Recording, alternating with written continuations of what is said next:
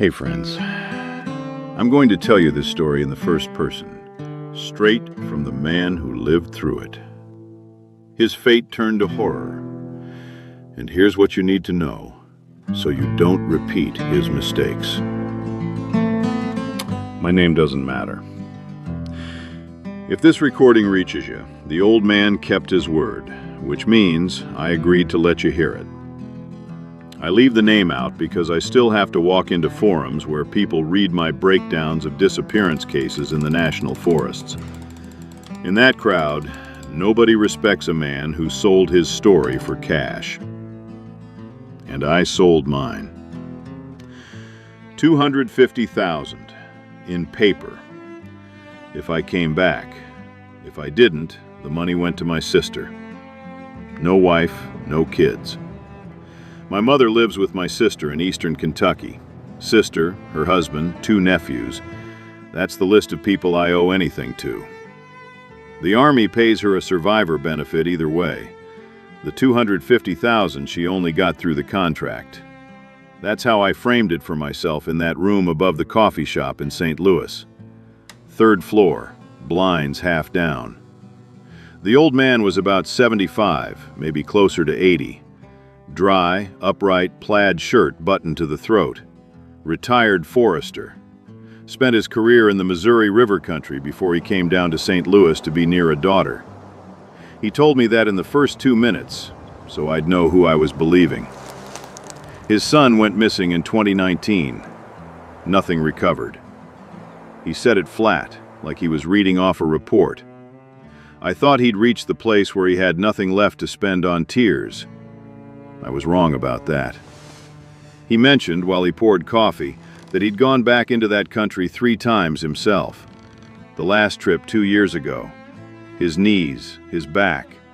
That's why he was hiring a man. I should have asked what he'd seen on those trips. I didn't. I wanted to sign. What I had to do, walk into a piece of the Chariton River bottoms in North Missouri. Swamp ground, oak and hickory. Limestone bluffs along the cut banks. Abandoned coal strip pits from the early 1930s grown over in brush. No cell signal. 1 emergency satellite beacon. You only got to press it once. 20 miles to the nearest occupied building. 7 days. Chest camera running the whole time. Week of food, knife, paracord, small medical kit. No firearm. No fire after dark. That last part bothered me. I asked him why. He looked at me a long 10 seconds and said, "They come to fire first." I didn't push him on who they were. Told myself he meant the general rule. Large predator, night woods, moves toward firelight. Which is wrong. Bears rarely. Mountain lions almost never. I knew it was wrong. I didn't push because I wanted to sign. First mistake I can fairly call my own. I signed that afternoon. Drove back to East Tennessee to the cabin I rent outside Greenville. Spent 4 days packing. I was taught to pack. 7 years guiding paying clients through the southern Appalachians. Before that, a scout in the Army. Before that, mountains with my grandfather. Weight is the first religion in a pack. Light shelter, no stakes. Bag rated to 20 degrees Fahrenheit because northern Missouri drops lower than people expect at night that time of year. Tourniquet, hemostatic gauze. No water. There were creeks and I had a filter. 7 days of food, nothing aromatic, double bagged into a dry sack. I didn't want a smell trail on the air. His fate turned to horror. And here's what you need to know, so you don't repeat his mistakes. The family reports broke into 2 groups. One described a call on 2 notes, long, almost mournful. The other described a heavy, low chest roar you felt in your face before you understood you were hearing it. I argued these were 2 unrelated things laid over the same map. Bigfoots in their ranges, werewolves in theirs. The ranges touched at the edges sometimes. No direct overlap, no cooperation in any of the 68 cases I'd pulled apart. I was wrong. I know more about it now than I wanted to. I had never seen either kind. Not a print I'd have staked anything on, not a sound. I was an analyst, not a witness. There's a wall between those two things. I crossed it on day 2. The chest camera arrived by private courier 2 days before the drop. Military grade. 2 batteries, a solar panel on top of the pack. Sealed internal recording. I couldn't pull it off until after extraction. I didn't yet know about the son's journal. The old man didn't say a lot of things. The night before the drive out, I called my sister, told her I was running a commercial group, no signal for a week. She asked why I was calling. Usually I don't call before a job. I said no reason. She held the silence and asked again. I said the same thing. That was the last time she heard my voice before I came back. Second mistake. I wanted somebody to know where I was going. Didn't have the guts to tell her where. The drop was set for 5 in the morning. The old man hired a driver in a pickup that wasn't his own. The plate had been switched. I caught it in the dim light when I loaded my pack. Didn't say anything. I think about it a lot now. We drove 3 hours. Pavement, gravel, the last 6 miles closer to a tractor cut than a road. At a low bridge over a dry feeder of the Chariton, he stopped and said one thing. If you come out of the woods north of this bridge, don't stand on the road. Wait inside the brush. A truck will only come at the agreed time, and it'll only come for you. I nodded, pulled the pack from the bed, stepped back. The truck took 3 cuts to turn on the narrow road and came past me going back. The driver didn't look over. The forest stood on the left side of the road, a thick green wall climbing the slope. The quiet inside it was a heavy quiet. A morning forest doesn't hold itself still like that. I told myself I was inventing it. 7 years of guiding, there's always a moment at the trailhead where something inside you says, "Don't go in." I had trained myself not to listen. That was the job. Pack on. Camera started. I spoke the date, the time, the coordinates, the old man's name into the lens. Stepped off the road into wet, knee-deep grass. The first day I won't spend long on. The slope climbed easy for the first half mile, then leveled into bottomland forest. Big oaks, hickories almost as big, understory burned out by the canopy. Made about 9 miles before I started looking for a place to set the hammock. Left passive cameras on 3 game trails along the way. Motion-triggered units, 8 in the pack. If I came back along the same line on day 6 or 7, I'd have data on what had walked through. Marked each tree with orange paint at ankle height on the back side. You mark the way home. The first sign of anything off was an ash, a young one, maybe 4 inches at the base, broken off cleanly about 10 feet up. Fresh break, pale wood, sap still bright at the fibers. Wind doesn't break a young ash at 10 feet. Ice could, but it was the wrong season. The break ran on a diagonal that suggested a hand, not a paw. A hand, gripping high and pulling down and toward the body of whatever did it. I filmed it from 4 angles, didn't say anything out loud, didn't want to call what I was looking at by a name. Marked the position on my map, walked on. Trunk breaks like that are border markers. The animal is saying, "This is the line. I notice when you cross it." I crossed it that morning. Didn't yet know whose line it was. Slept the first night in a hammock about 12 feet up, between 2 big oaks above a dry wash. Dew came down hard after midnight. Slept thin. Woke twice for no reason. Second time I lay still and counted the small night sounds. Almost none. A barred owl off to the north once, then quiet again. Told myself the cold was holding the woods down. I didn't believe myself. Day 2, I started moving at first light. Held a rough heading east and a little north, into the heart of the area the old man had drawn. Walking was harder. Bottomland gave way to low ridges cut by drainages, and every drainage cost me elevation twice. Around mid-morning, I came on the deer. A small flat between two of the drainages, dappled shade under a hickory. A young doe, maybe a year and a half. Most of it was gone.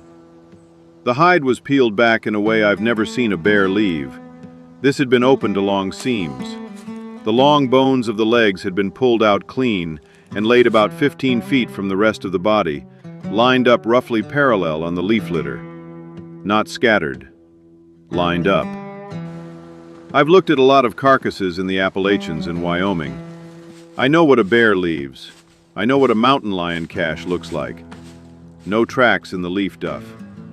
The ground had been worked over by something that knew not to leave a clean print. Walked a slow circle at about 10 yards out. Found on the far side a single track in a wet spot at the edge of the second drainage. 5 toes, wider than my own boot.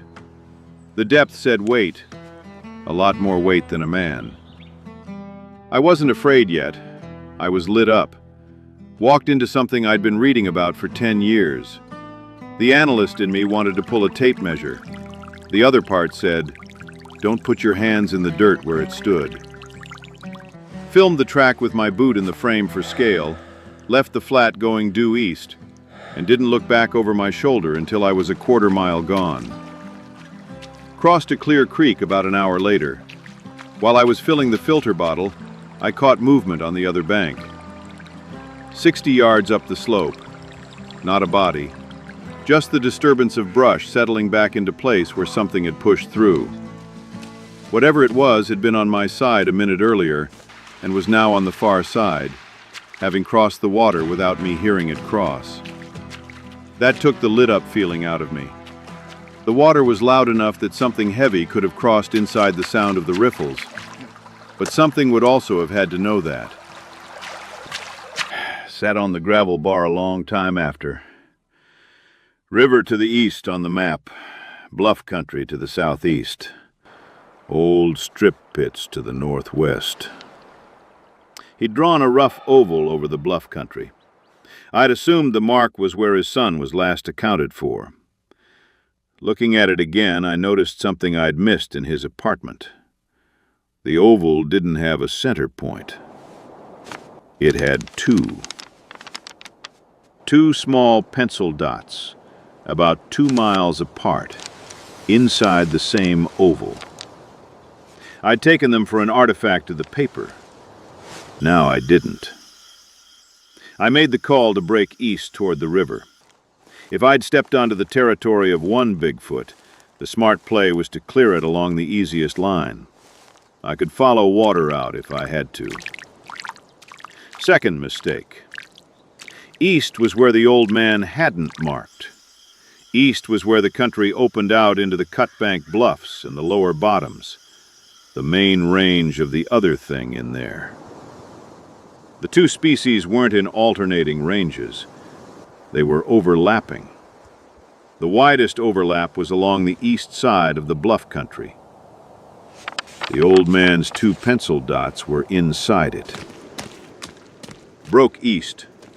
Walked hard the rest of the afternoon. Mature timber, open floor. 4 miles in 2 hours without trying. Should have been suspicious of how good the walking was. I wasn't. I was glad for it. Made evening camp on a low rise about a mile back from where the river had to be. No stove, ate cold. Strung the hammock between 2 oaks at about 14 feet, higher than the night before. Pulled the camera off my chest, plugged it into the spare battery, set it on a low branch facing west. Recording. The first call came just before full dark. Long, on 2 notes. The second lower than the first by what I'd later identify as a minor third. Came from the south. Far. Maybe a mile. The kind of distance where a sound carries clean and cooling air. I lay in the hammock and didn't move. I knew what I was hearing. The second sound came about a minute later. Not the same source. From the north, almost directly opposite. Not a call, a roar. Low, chest deep. The kind of sound you feel in the bones of your face before you understand you're hearing it. Shorter than the call, an answer to it, and it meant something specific. I knew it wasn't the same animal answering itself. Two different things had just acknowledged each other across the country I was lying in the middle of. They had acknowledged each other through me. I had walked into a corridor between two territories, and the call from the south and the roar from the north had been said because I was in it. The old man had known. He'd drawn an oval with two centers and hadn't told me what the centers were. He'd told me about fire. He hadn't told me why. Both of them came to fire first. Not one. Both. I lay in the hammock the rest of the night without moving more than I had to. Didn't sleep. Around 2 a.m, I heard the roar again, much closer, maybe 3/4 of a mile. The call didn't come back. The one to the south had said what it needed to say. The one to the north was still moving. When I could see the leaf litter again, I lowered the camera and pack on the line and dropped after them. Left the hammock straps, the rain fly, left one of the passive cameras in its tree, the one closest to camp, because I wanted something behind me that would record what came through after I was gone. Started west, back the way I'd come. East had been wrong. Didn't yet know that west, into the country the old man had circled, was where the bottom of the trap was waiting. Only knew that staying still in that corridor was the worst thing I could do. Day 3, I started doing things other men had taught me. Dead men, some of them, and finding out which still worked. A mile from the abandoned camp, I stopped by a wet seep and rolled in it. Pack off, shirt off, boots and pants off down to a thermal layer. Worked the cold mud into the fabric, into the seams under the arms and at the small of the back where the sweat collects. Dressed again over the mud. Then I peeled inner bark off a white oak that had come down across the seep, chewed it into pulp, and worked it into the same seams. Tannin in white oak cuts the smell of human sweat. Old trapper's trick. I did it because I couldn't think of anything else to do. Walked only into the wind after that. Held a heading west and a little south, so the wind off the river at my back would carry my smell back into the corridor I'd slept in. Broke the heading every hour, sometimes 90 degrees for a 1/4 mile and back, sometimes more random. I'd written a post once about pattern recognition in survivor accounts out of Wisconsin. The cases where the family said the thing had seemed to know where the missing person would step next. I'd argued they read movement patterns by the 3rd repetition. Don't know if I was right about 3. Laid 2 false trails that day.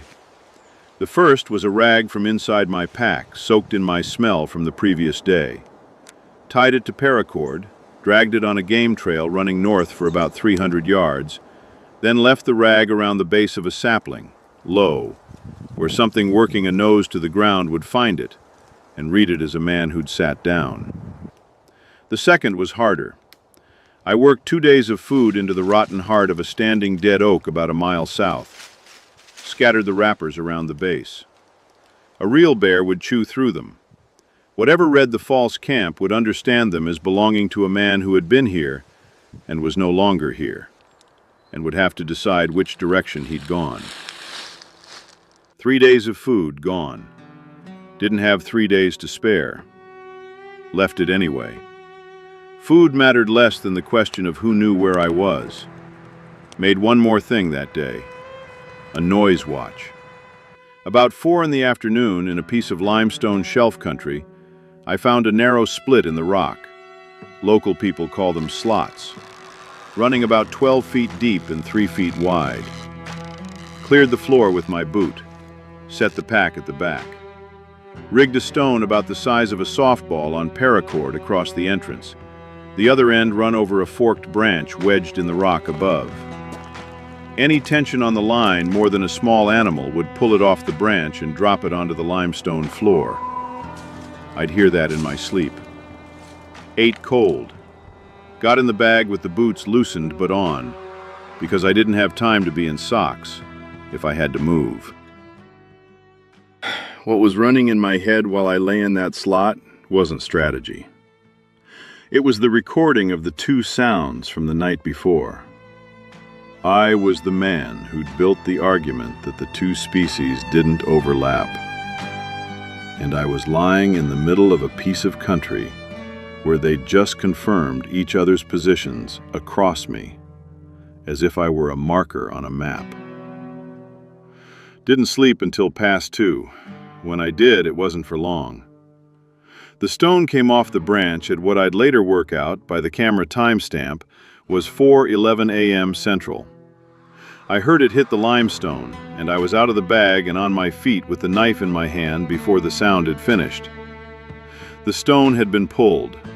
The line was still tight, running out the mouth of the slot and into the dark. I didn't follow it. Cut the line at the base of the stone, left the pack, left the bag, took the camera off the rock, clipped it back onto the vest, and went out of the slot fast, low, opposite the tension. South through limestone country I couldn't see. Ran into a low ledge in the dark and went down on my knees and got up and kept going. Heard, behind me, a sound I'd read described in accounts I'd dismissed as embellishment. Not loud, a sound an animal doesn't make. Made it to the lip of the limestone country at the gray of false dawn and went down off the shelf into the bottomland again.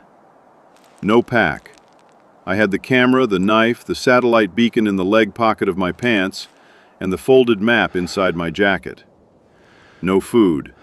Half a bottle of water on the belt. Sweat running off me cold. Day 4 I'll tell straight, because if I don't tell day 4 straight, then there's no point to the rest of this recording. Came down off the limestone into a long open glade in the bottomland about half a mile across. The kind of place that should have been wet but wasn't in that season. Knee-high grass, a few standing dead snags. Sun coming up behind me, putting my shadow long across the grass to the west. Went down on my belly at the edge and crawled into a stand of sumac on the south side. I don't remember deciding to do it. I remember being on my belly in the sumac before I remembered choosing to be. What I saw from the sumac is the thing the recording was made for. The chest camera has it. The recording will be clearer than my telling. 2 of them in the open, about 20 yards between them. The one to the north of the glade was bigger. Standing in the grass, the head of it would have been level with the lowest branches of the snag behind it, which I measured by eye later at about 9 feet. Heavy through the chest and shoulders. Dark in the coat, brown going to black down the back. Hands at its sides, not moving, looking. The one to the south of the glade was lower to the ground, closer to the height of a tall man, 6 feet, maybe a little more, but built differently. The proportion of the legs was wrong for a man. The proportion of the head on the neck was wrong for a wolf. It was in between the two, and it was the worst thing I have ever looked at in my life. The hair on it was shorter than on the other, gray and silver across the back. Also not moving, also looking. They were looking the same way, not at each other. Not in confrontation. They were looking south and a little east, into the country I had just come down out of, toward the limestone shelves where I'd spent the night. They weren't looking for each other. They weren't waiting for me to come down out of the shelves alone. They were doing it together. Two animals out of two different stories that the people who study these things have always sworn don't pass through the same chapter. They were the second door I hadn't seen close. My right hand was on the camera body. I could feel it vibrating against my chest, and worked out, with the part of my mind still working, that the vibration was me. My hand was shaking. Didn't know if the lens was on them or on the grass. Made myself move the hand, slowly, to the line that put the lens on the bigger one to the north, then stopped because I was afraid the motion was going to be visible across the glade. I don't know how long I lay there. The camera timestamp says 9 minutes and 11 seconds passed between when I went down into the sumac and when the bigger one turned its head. The 9 minutes didn't feel like anything. It was outside time, the way the worst moments of my second deployment were outside time. In a different way I don't want to compare to, because the deployment had men in it, and this didn't. The bigger one turned its head, looked north, and made the low chest sound from 2 nights before. Not loud, almost conversational at that range. The smaller one didn't respond. The smaller one started moving, not toward the bigger one, away from the glade, south, into the country I'd come down out of. I stayed in the sumac for what the camera says was another 40 minutes. Don't remember them. The next thing I remember is being on my feet walking west, fast, because west was the only direction neither of them had gone, and because west was where the old man had drawn his oval. I understood, walking across that grass with my legs not quite working right, what the old man had hired me for. Not to come back, to bring back a recording. His son hadn't been taken by one. His son had been taken by both. Walked west the rest of day 4 without stopping. Without water past the half bottle I finished by noon. Came on a creek in the afternoon and drank from it without filtering because I was past caring. The country rose as I walked. The bottomland gave out into the long, broken ground the topo maps marked as the old strip pit country. By dusk, I was on the edge of the pits, looking down into the first one, a long oval scrape about a quarter-mile across and 60 feet deep, standing water at the bottom the color of weak tea, the trees of the spoil banks closing it in like the wall of a room. Went down into it that evening. Didn't have a better plan. Needed water. Needed broken ground that would break a tracker. Needed to find the second pencil dot, which by my reckoning was somewhere in the pit country to the north. Went down on a switchback. An old mining road had cut into the side. Drank from the standing water at the bottom. Lay down in the wet gravel under an overhang and slept without meaning to for 3 hours. When I woke up, it was full dark, and there was something walking the rim of the pit above me.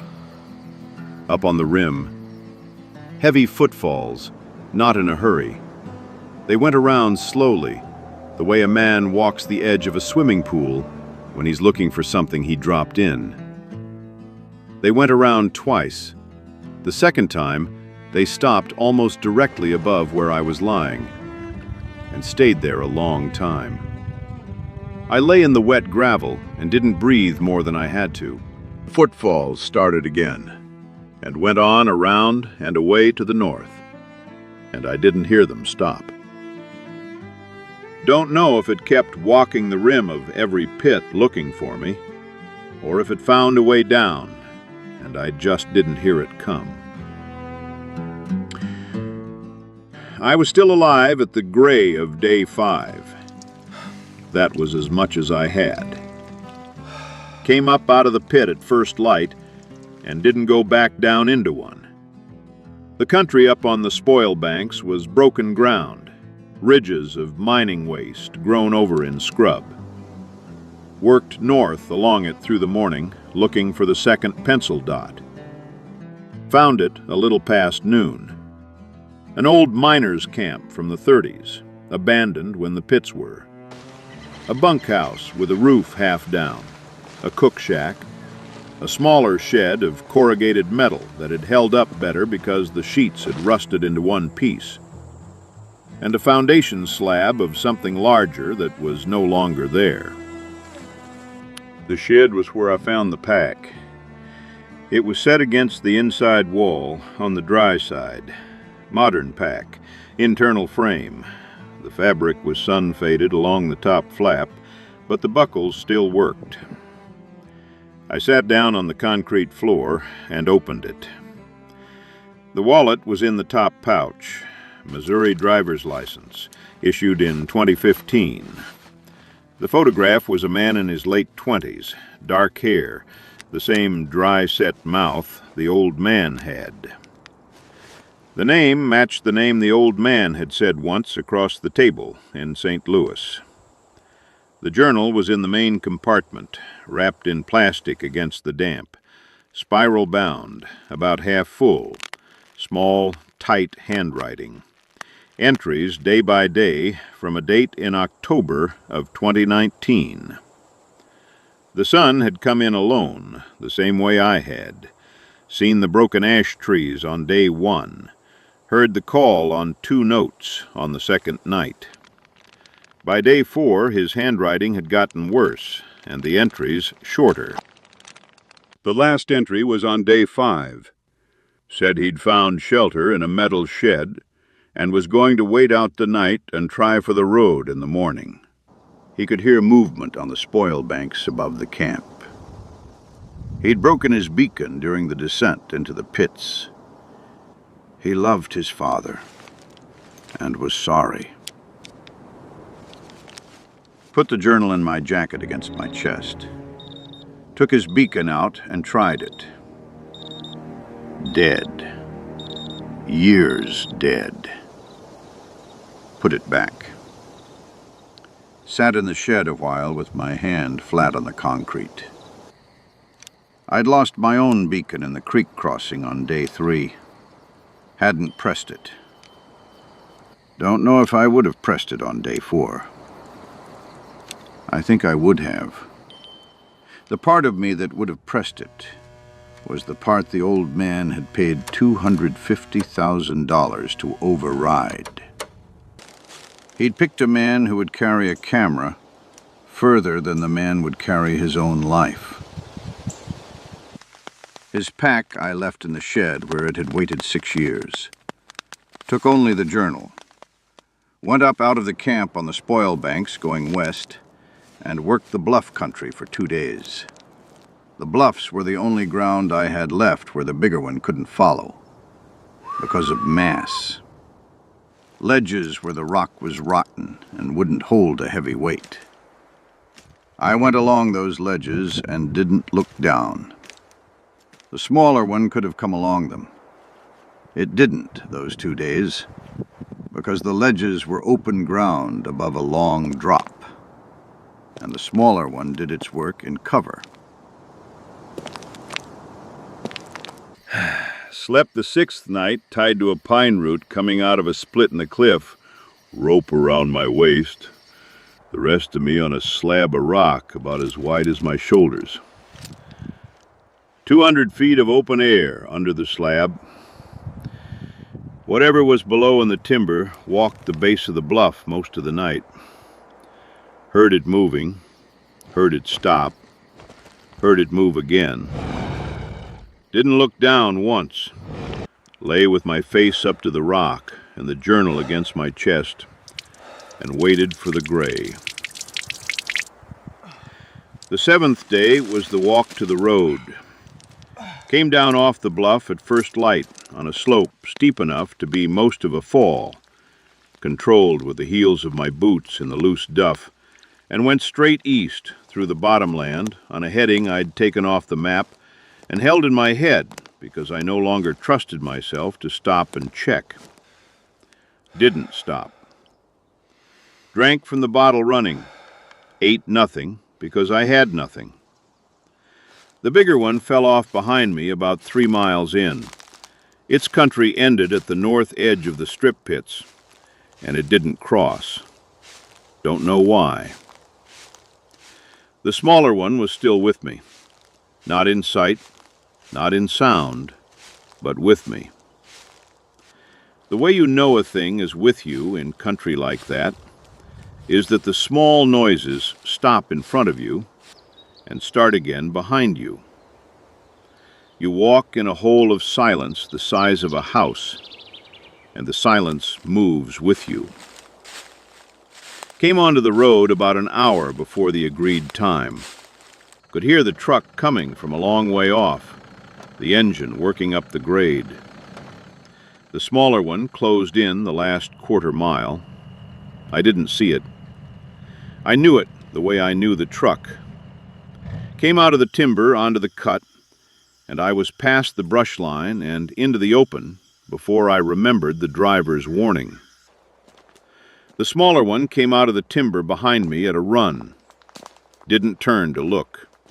Went down the embankment into the drainage ditch on the far side, running with snowmelt off the higher ground from somewhere 2 counties over, and lay down on my back with my face in the water and breathed through a length of hollow weed I broke off the bank as I went down. The water was cold enough that my hands stopped working in about a minute. Held the weed in my teeth. Lay under the water with the camera still recording into the dark of the water, and listened. The smaller one came down off the embankment and walked the bank of the ditch. I could feel the weight of it through the gravel against the back of my head. It walked upstream of me, and then back, then upstream and back again, and stayed there for what I want to say was 2 minutes, but I can't be sure of. The running water did the thing I'd read about in survivor accounts, and it argued was probably folklore. Whatever the smaller one used to find the last yards of a thing it had been working all week, it couldn't use through cold water moving over the body of the thing it was looking for. The weight on the bank stopped, then moved off downstream away from the road, and then it was gone. I lay in the ditch until the engine of the truck was loud enough to be on the bridge. Came up out of the water and onto the embankment on my hands and knees because my legs wouldn't lock under me. The old man got out of the truck and came down the embankment and put a hand under my arm and got me up. He didn't say anything while he got me into the truck. He had a thermos in the cab and poured something hot into the lid and put it in my hands. My hands weren't closing. He closed them around the lid for me. I asked him the question after I'd gotten some of the drink down. Asked it once. I said, "Did you know?" He looked at me across the cab and didn't answer. Looked at me a while. Then he turned and started the truck.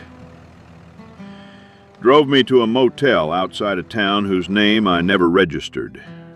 Paid for the room. Stayed with me until I'd eaten what he brought back from a diner across the lot. Took the camera off my vest with a small tool from his pocket that released the housing in a way I hadn't known about. Took the recording. Took the journal out of my jacket without asking, which he had earned, and held it a minute with both hands before he put it inside his coat. Left the money on the table in 2 envelopes. Said the driver from the drop would take me to the bus station in the morning. He stood at the door with his hat in his hands. He said, "I owed you the question once, and I did not give it to you. The answer is yes." Then he went out, and I heard the truck pull out onto the road. I sat on the bed a long time before I touched the envelopes. I've been home 4 months. The check cleared through a route I won't describe. My sister doesn't know about any of it. The money is in 2 accounts she's been listed on since our father went, and the routing looks like a property sale of land we didn't own. She hasn't asked. Noticed I'm quieter. Noticed I haven't gone back out on a guiding job. I told her I'm taking a season off. She knows enough not to push. I don't sleep in the dark anymore.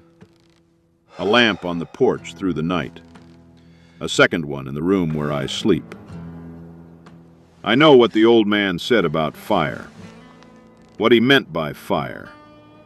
And what I keep on at night are not the same.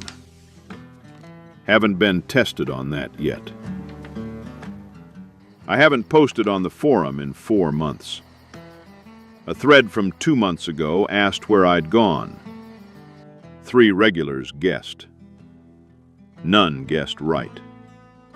I read it once and closed it. I won't write what I saw on the glade on day 4 into a post. The recording is in the old man's hands. What he does with it is for him. I notice things now I didn't notice before. The way a hickory will hold a wind a half-second longer than the oak next to it. The way a creek changes pitch when something heavier than a deer crosses it upstream of you. The way silence has a shape. I notice the shape of silence on my own porch some evenings, and I wait for it to go past, and it goes past, and the night sounds come back on the other side, and I go inside. The journal of his son I don't have. The old man took it. What I have is a sentence the son wrote near the end that I read once in the shed on day 5, and that I haven't been able to get out since. He wrote, on the page before his last entry, that he had understood something in the country he wished he had not understood. He didn't write what it was. I think I know. I'm not going to write it here either. After a story like this, there's always this weird feeling. You spend days, sometimes weeks, putting it all together. The writing, the mood, the sound, the video, the edit. And then you just hit publish, and that's it. It's out there. I wasn't trying to make just another video. I wanted something you could actually feel. Something closer to a found tape or a short horror film than a regular upload. Hopefully I pulled you in, even a little. If the video hit for you, drop a like, hit subscribe, or leave a comment. Honestly, that stuff goes a long way. It's what keeps these stories coming. And yeah, this is fiction. Any resemblance to real events is coincidence, and the real locations are just there for atmosphere. Pure entertainment, nothing more. I'm already working on the next one.